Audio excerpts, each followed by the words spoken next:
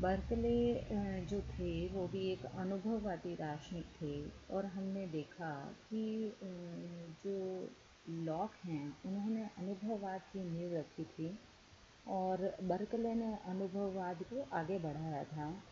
जो बर्कले हैं इनका जन्म आयरलैंड में हुआ था और इनके माता पिता ईसाई धर्म के मानने वाले थे। बर्कले की प्रारंभिक शिक्षा जो है वह आयरलैंड के किल्केनी कॉलेज में ही हुई और उसके बाद 15 वर्ष की आयु से वे ट्रिनिटी कॉलेज डबलिन में उन्होंने आगे अध्ययन किया। ट्रिनिटी कॉलेज जो है उस समय ऑक्सफोर्ड, कैम्ब्रिज आदि सभी जो उनसे थे उनसे महत्वपूर्ण समझा जाता था और वहाँ पे उन्होंने गणित, भौतिक शास्त्र आदि अनेक शास्त्रों का अध्ययन किया। बर्कले जो है न्यूटन और लॉक के विचारों से बहुत अधिक प्रभावित हुए और बर्कले ने जो बीए की जो परीक्षा पास कर ली उसके बाद उन्होंने उसी विद्यालय में जो है वो फेलो वो नियुक्ति किए गए और उन्होंने बहुत अधिक महत्वपूर्ण ग्रंथ लिखे। अध्ययन के अतिरिक्त बर्कले के पर्यटन आदि में भी अभिरुचि थी और उन्होंने फ्रांस, इटली आदि देशों की यात्राएं की। इस पर्यटन काल में ही उन्होंने स्विफ्ट, एडिसन, स्टील, पोप आदि के साहित्यिक संस्थानों के संपर्क में भी वो आए और जब ये डबलिन लौटे तो इन्होंने अमेरिका की यात्रा की और न्यूपोर्ट रोड आयरलैंड के कुछ काल तक इन्होंने वहाँ निवास किया और वहाँ के सैमुअल जॉनसन नामक आलोचक के एक संपर्क में आए और फिर उसके बाद पुनः ये लंदन लौट आए। इन्होंने आयरलैंड के क्लोन का एक बिशप नियुक्त किया गया। इस पद पर वे बहुत दिनों तक कार्य करते रहे और जब बहुत समय बाद यानी 1752 में इनका ग्रीष्मकाल में जब इनका स्वास्थ्य बिगड़ना प्रारंभ हो गया और फिर उनकी जनवरी में उनकी मृत्यु हो गई और इनकी जब अचानक मृत्यु हुई तब उनकी पत्नी जो थी वह कोरिन्थियास प्रथम ग्रंथ का 15वां अध्याय इन्हें सुना रही थी। इनका अंतिम संस्कार जो है वह क्राइस्ट चर्च में हुआ था। अब बर्कले के जो मुख्य ग्रंथ हैं ये तो इनके मुख्यतः आउटलाइन हमने चर्चा देखी, कैसे इनका कहाँ इनका जन्म हुआ, परवरिश, इनके अध्ययन अध्यापन के बारे में हमने चर्चा की। अब जब बर्कले के मुख्य ग्रंथों की हम बात करते हैं तो इनका common place book, An essay towards a new theory of vision, a treatise concerning the principle of understanding, first इसका जो भाग था passive obedience, an essay towards preventing the ruin of Britain, Hylas और फिलाइनस के 3 इन्होंने dialogues लिखे थे, संवाद लिखे थे और a theory of vision, the analytist, the defence of free thinking in mathematics series आदि, ये सारे बर्कले ने ग्रंथ लिखे। और जो बर्कले जो थे इनके बारे में जब हम जानने की चेष्टा करते हैं तो हम ये देखते हैं कि पाश्चात्य दर्शन के इतिहास में बर्कले का जो विज्ञानवाद है वो बहुत अधिक महत्वपूर्ण था। विज्ञानवाद का प्रारंभ जो है वह प्लेटो से माना जाता है, इसलिए बर्कले के पूर्व कई विज्ञानवादी दार्शनिक हो चुके हैं।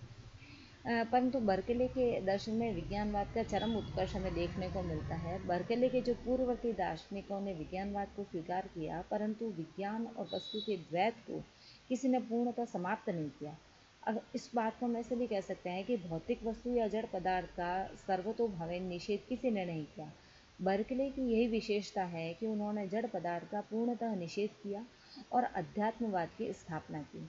बर्कले मूलतः धार्मिक दार्शनिक हैं। ईश्वर और आत्मा की सत्ता सिद्ध करना ही वे अपना पुनीत कर्तव्य समझते हैं, परंतु ईश्वर, आत्मा आदि आध्यात्मिक विषयों की नींव तभी सुदृढ़ हो सकती है जब भौतिकवाद और नास्तिकवाद की दीवारें जो हैं वह धराशायी हो जाए। इसी कारण बर्कले ने भौतिकवाद और नास्तिकवाद का पूर्णतः खंडन किया। बर्कले दार्शनिक होने से पूर्व पादरी थे। समाज में धार्मिक भावनाओं को जगाना वे अपना पावन कर्तव्य समझते थे। इस प्रकार किसी दृष्टि से मध्ययुगीन परंपरा पुनः बर्कले में जग पड़ी। जिस प्रकार मध्ययुग में आत्मा, परमात्मा आदि की प्रमुख दार्शनिक विषय थे, उसी प्रकार बर्कले के दर्शन की मौलिक समस्या जो थी आत्मवाद और ईश्वरवाद की स्थापना थी। उनकी दृष्टि में आत्मा और ईश्वर की सिद्धि से अध्यात्मवाद की स्थापना हो सकती है। उनके अध्यात्मवाद की व्याख्या करते हुए एक आलोचक जो थे वो कहते हैं कि जिस व्यक्ति के चारों ओर बर्कले का दर्शन हो, अर्थात वह बर्कले की विचारधारा से घिरा हुआ अवश्य ही आध्यात्मिक है। ऐसा व्यक्ति वर्तमान समाज से ऊपर उठ जाता है क्योंकि वह भौतिक समाज का नहीं है वरन धार्मिक समाज का व्यक्ति है जो ईश्वर के साथ विहार और वार्तालाप करता है। अध्यात्मवाद की स्थापना के लिए बर्कले की सबसे महत्वपूर्ण ग्रंथ सीरीज है। इस ग्रंथ जो है उसमें बर्कले ने पूर्णतः भौतिकवाद का खंडन किया है। उनके अनुसार संसार जो है उसकी प्रत्येक वस्तु परम जो निष्क्रियस है उससे संचालित होती है, और ये जगत निष्प्रयोजन और भौतिक नहीं है, वरन इसमें इसका एक प्रयोजन भी है और ये आध्यात्मिक भी है। इस प्रकार हम संक्षेप में कह सकते हैं कि बर्कले के दर्शन की मौलिक समस्याएं दो हैं: भौतिकवाद का खंडन और अध्यात्मवाद का मंडन। इस अध्यात्मवाद या ईश्वरवाद की सिद्धि के लिए बर्कले प्रत्ययवाद का सहारा लेते हैं, और ईश्वरवाद जो है उनका प्रत्ययवाद पर आधारित है। प्रत्ययवाद या विज्ञानवाद वस्तु के स्थान पर विज्ञान को ही सत्य बताता है। इस सिद्धांत के अनुसार हमें वस्तु की नहीं वरन विज्ञान की ही उपलब्धि होती है। बर्कले अपने विज्ञानवाद की सिद्धि से ईश्वर, आत्मा आदि आध्यात्मिक विषयों की सिद्धि करते हैं, वे जिससे हम देख करके स्पर्श करके जानते हैं वह भौतिक वस्तु नहीं, विज्ञान रूप है। विज्ञान के अतिरिक्त हम किसी वस्तु को देख या स्पर्श नहीं कर सकते। तात्पर्य यह है कि तथाकथित वस्तु का अस्तित्व मन या आत्मा पर निर्भर है, अतः वस्तुओं का अस्तित्व भी आत्म सापेक्ष या आत्मनिर्भर है। संपूर्ण जगत मन या आत्मा पर निर्भर है। आत्मा ही दृष्टा या अनुभव करता है। आत्मा में अनुभव करने की शक्ति परमात्मा की देन है। ईश्वर प्रदत्त शक्ति के कारण ही आत्मा इंद्रिय विषयों का अनुभव करता होता है। बर्कले के दर्शन को समझने के लिए आवश्यक है कि हम उनके पूर्ववर्ती दार्शनिकों पर कुछ विचार करें। ऐतिहासिक दृष्टि से बर्कले का समय लॉक और ह्यूम के बीच का है। लॉक अनुभववाद के जन्मदाता माने जाते हैं। ह्यूम के दर्शन में अनुभववाद की चरम परिणति संदेहवाद में होती है। बर्कले इन दोनों के बीच हैं। बर्कले अनुभववाद के जन्मदाता नहीं है, परंतु उनके दर्शन में अनुभववाद पल्लवित और पुष्पित होकर वृक्ष का रूप धारण कर लेता है। बर्कले ने लॉक की त्रुटियों का निवारण किया और अनुभववाद को पूर्ण बनाया। इसी दृष्टि से हम ये कह सकते हैं कि बर्कले दोष रहित लॉक हैं। इसका तात्पर्य यह है कि लॉक के अनुभववाद में कुछ असंगति है। बर्कले ने इसका निराकरण कर अनुभववाद को पूर्ण बनाने का प्रयास किया। इस कथन में सत्य का अंश चाहे जितना भी हो, इतनी बात तो अवश्य है कि बर्कले के दर्शन को हम लॉक के बिना नहीं समझ सकते। अनुभववादी लॉक ने ज्ञान संबंधी बुद्धिवादी मान्यता का पूर्णतः निषेध किया। बुद्धिवादी दार्शनिकों के अनुसार यथार्थ ज्ञान अनिवार्य और सार्वभौम होता है। अनिवार्य ज्ञान जन्म से ही हमारे मन में विद्यमान रहता है, इन्हें हम अनुभव से नहीं सीखते। इसी कारण ऐसे ज्ञान को जन्मजात या सहजात प्रत्यय कहा जाता है। उदाहरण के लिए डेकार्त ने बताया कि आत्मा का ज्ञान सहजात है। मैं विचार करता हूँ, इसलिए मेरा यानी कि आत्मा का अस्तित्व है, अन्यथा मैं विचार कैसे करता। इसी प्रकार अन्य बुद्धिवादी दार्शनिक भी सहजात प्रत्ययों को ही यथार्थ ज्ञान मानते हैं। बुद्धिवाद का चरम उत्कर्ष लाइब्निज के दर्शन में है। लाइब्निज के अनुसार चिदणुओं में समस्त ज्ञान की संभावना निहित है। इससे स्पष्ट सिद्ध है कि ज्ञान सहजात है। लॉक सहजात प्रत्ययों का खंडन करते हैं। लॉक ने ज्ञान का विश्लेषण कर बताया कि ज्ञान का कोई भी प्रत्यय जन्मजात नहीं है। हमारा मन तो जन्म के समय सफ़ेद कागज रहता है, जिस पर कुछ भी अंकित नहीं होता। अनुभव के द्वारा ही हमारा ज्ञान का भंडार बढ़ता है। संवेदन और स्वसंवेदन ही ज्ञान के दो वातायन हैं जिनसे प्रकाश प्रवेश करता है। संवेदनाओं के द्वारा हमें इंद्रियों के माध्यम से सद्य ज्ञान प्राप्त होता है। उदाहरण के लिए विस्तार, स्थिरता, संख्या, आकृति, ठोसपन इत्यादि का हमें सद्य अनुभव होता है। इन्हीं प्रत्ययों को लॉक मूल गण कहते हैं। लॉक के अनुसार मूल गुण ही वस्तु का यथार्थ प्रतिनिधित्व करते हैं। इस प्रकार संवेदना से हमें बाह्य जगत का ज्ञान प्राप्त होता है। स्वसंवेदना से हमें आंतरिक जगत की अनुभूति होती है। दूसरे शब्दों में हम कह सकते हैं स्वसंवेदना का विषय मन स्थिति है।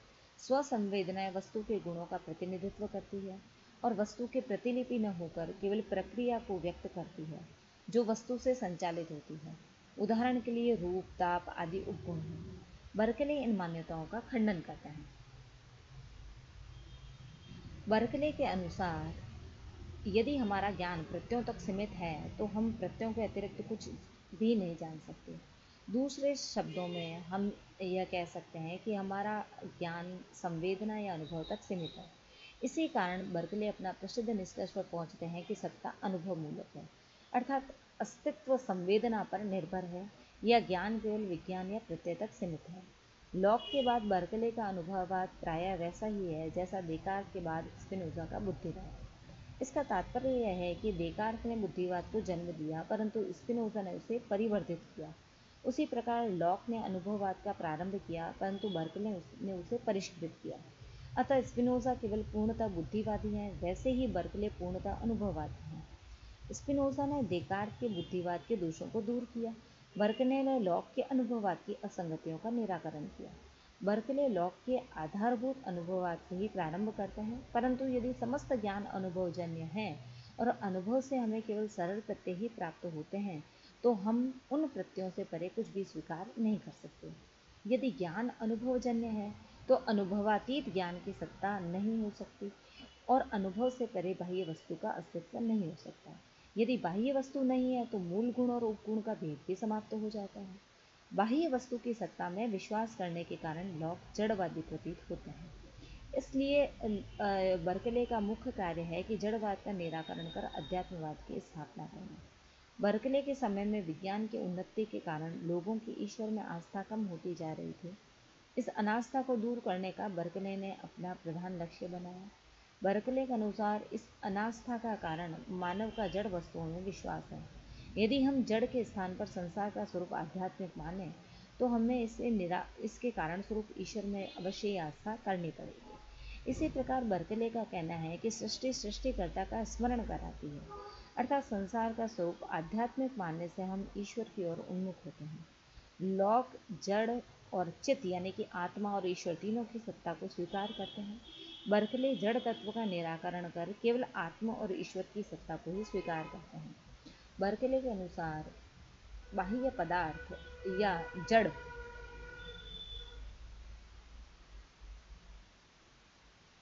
जगत का कोई अस्तित्व ही नहीं है। किसी वस्तु की सत्ता उस वस्तु के ज्ञान पर आधारित है, परंतु ज्ञान तो वस्तु के गुणों का होता है, वस्तु का नहीं होता। इस प्रकार बर्कले का कहना है कि बाह्य वस्तु जड़ जगत की उपलब्धि नहीं होती और अनुपलब्ध वस्तु की सत्ता स्वीकार्य नहीं की जा सकती। बर्कले की प्रसिद्ध उक्ति है कि होना और प्रत्यक्ष एक ही बात है। यदि मैं कहता हूँ कि अमुक वस्तु है तो मेरा अर्थ यह है कि मैं उसका प्रत्यक्ष कर रहा हूँ। इसलिए प्रत्यक्ष विहीन वस्तु की सत्ता को हम स्वीकार नहीं कर सकते। यदि जड़ तत्व की उपलब्धि नहीं होती, अतः उसका अस्तित्व नहीं है, क्योंकि होने का अर्थ है प्रत्यक्ष होना। इस प्रकार बर्कले अपने मुख्य सिद्धांत का प्रतिपादन करते हैं कि दृश्यते इति वर्तते। हमारा ज्ञान केवल अनुभव तक ही सीमित है। अनुभूति और अस्तित्व में समानाधिकरण है, अर्थात अनुभवहीन अस्तित्व की कल्पना जो है वह नहीं की जा सकती। जो सत्य है वह ज्ञेय है और जो ज्ञेय है वह सत्य है। यदि किसी वस्तु का अस्तित्व है तो उसकी उपलब्धि अवश्य ही होगी।